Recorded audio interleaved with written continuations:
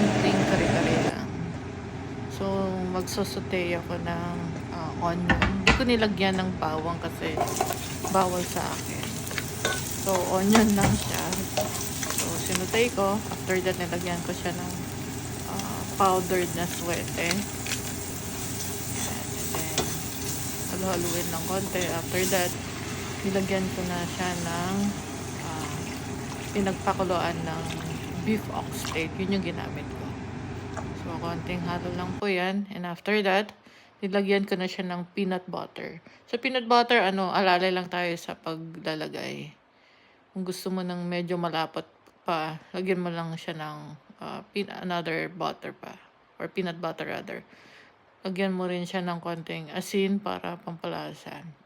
Usually, ang kare-kare talaga is bland siya kasi titimplahan mo siya ng ginisang alamang. Yan.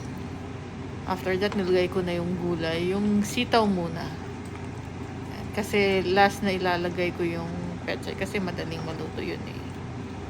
Yan.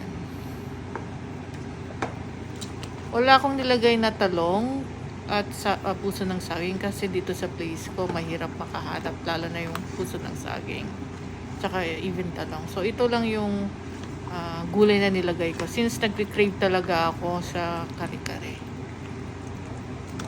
Yan, sauce pa lang yan, sarap na oh, perfect. So after ng video na ito, hindi ko na sinali dito, naggisa na ako ng alamang. Yan, sarap. Diba? Perfect.